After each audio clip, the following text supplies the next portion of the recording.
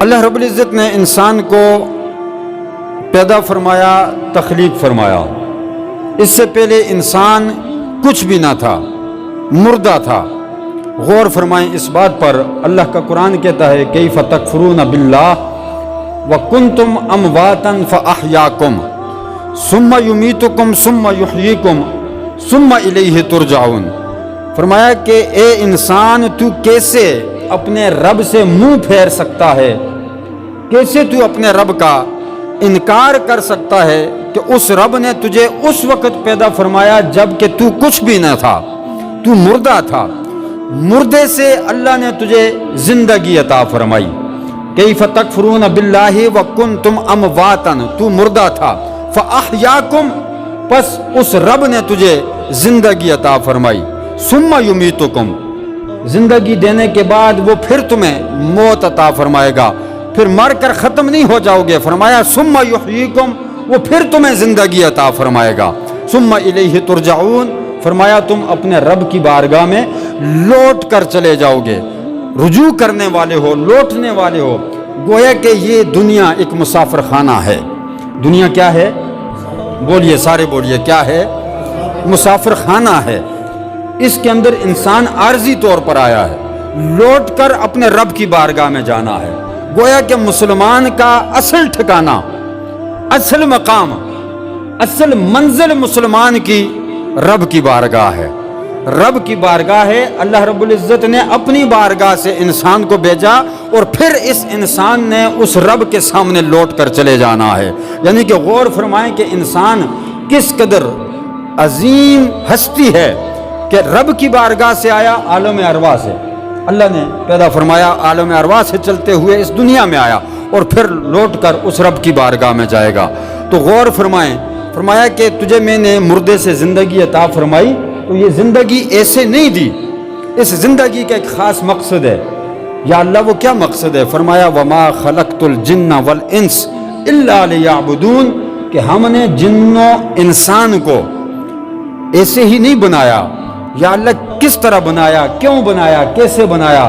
فرمایا الا لیعبدون، ہم نے جن اور انسان کو اس لیے پیدا فرمایا ہے تاکہ یہ دنیا میں جا کر میری عبادت کریں۔ اپنی عبادت کے لیے انسان کو اللہ نے پیدا فرمایا ہے۔ اب یہ بات آپ کی سمجھ میں آ جائے کہ اپنی عبادت کے لیے اللہ نے انسان اور جنات کو پیدا فرمایا ہے۔ اس لیے نہیں پیدا فرمایا کہ انسان دنیا کے اندر آ کر رب کو بھول جائے، دنیا کے پیچھے لگ جائے، دنیا اکٹھی کرنے کے لیے لگ جائے، مال و دولت بنانے کے لیے لگ جائے، جاہ و منصب حاصل کرنے کے لیے لگ جائے، کرسی و اقتدار کے چکر میں پڑ جائے۔ فرمایا نہ، اس لیے نہیں بنایا۔ اے انسان، میں نے تجھے اس لیے پیدا فرمایا تھا تاکہ تو دنیا میں جا کر مجھ رب کو یاد کرے۔ بولو ذرا بلند آواز سے، کیا بات ہے؟ بات کی سمجھ نہیں آ رہی؟ اگر نہیں آ رہی تو سپیکر میں بند کر دیتا ہوں، کوئی ایسا مسئلہ نہیں۔ بات آپ کو سمجھانا مقصد ہے۔ اگر بولتے رہیں گے تو مجھے سمجھ لگے گی کہ آپ سمجھ رہے ہیں، اگر اسی طرح آپ نے بیٹھنا ہے تو پھر مجھے شک ہی پڑا رہے گا کہ شاید آپ کو سمجھ نہیں لگ رہی میری بات۔ تو نہیں ویسے سب سمجھ لگ رہی ہے تو پھر بول کیوں نہیں رہے؟ مطلب زندہ ہیں سارے، ذرا دیکھیں، سب پر نظر ماریں، سارے بلند آواز سے سبحان اللہ کہو ذرا۔ پتہ نہیں، میں شک میں پڑ جاتا ہوں یار کہ مسئلہ کیا ہے آخر میں، کن لوگوں میں بیٹھا ہوا ہوں بول نہیں رہے ہیں، کہ مطلب ہے کچھ ساکت تو نہیں ہو گئے، تھوڑے سے حرکت کریں۔ اللہ نے کیوں پیدا فرمایا؟ اپنی عبادت کے لیے۔ سارے بولو، کیوں پیدا فرمایا؟ اپنی عبادت کے لیے پیدا فرمایا۔ فرمایا کہ انسان، میں نے تجھے اپنی عبادت کے لیے پیدا فرمایا تاکہ تو دنیا میں جا کر مجھے یاد کرے۔ اور عبادت کیا ہے ذرا غور فرمائیں۔ میں بڑے ایک قابل غور نقطے کی طرف آپ کی توجہ لانا چاہتا ہوں کہ عبادت کیا ہے۔ کیا صرف نماز اللہ کی عبادت ہے؟ کیا صرف زکوٰۃ ادا کر دینا کیا اللہ کی عبادت کا حق ادا ہو جاتا ہے؟ کیا رمضان شریف کے روزے رکھنے سے عبادت مکمل ہو جاتی ہے؟ یا جہاد پر چلے جانے سے عبادت مکمل ہو جاتی ہے؟ یا پھر صدقات و خیرات یا طواف حرم کرنے سے، کعبے کا حج کرنے سے لاکھوں روپیہ خرچ کر کے بندہ جاتا ہے تو کیا اللہ کی عبادت کا حق ادا ہو جاتا ہے؟ فرمایا نہیں، اس طرح ادا نہیں ہوتا۔ میری عبادت کا حق اگر ادا کرنا چاہتے ہو تو پھر تمہارا ہر عمل میری عبادت بننا چاہیے. ہر عمل، قول و فعل، چلنا پھرنا، اٹھنا بیٹھنا، سونا جاگنا، گفتگو کرنا، معاشرے کے اندر رہنا، تجارت کرنا، کاروبار کرنا، بزنس کرنا، روزی کمانا، ہر چیز فرمایا تیری ہر چیز میری عبادت ہونی چاہیے. تو چلے تو فرشتے لکھیں یا اللہ تیری عبادت کر رہا ہے. بولو ذرا بلند آواز سے بولو. تو بیٹھے تو فرشتے لکھیں یا اللہ تیری عبادت کر رہا ہے. تو رک جائے تو فرشتے لکھیں یا اللہ تیری عبادت کر رہا ہے. تو گفتگو کرے تو فرشتے لکھ دیں یا اللہ تیری عبادت کر رہا ہے. تو خاموش رہے تو فرشتے لکھیں یا اللہ تیری عبادت میں خاموش ہے.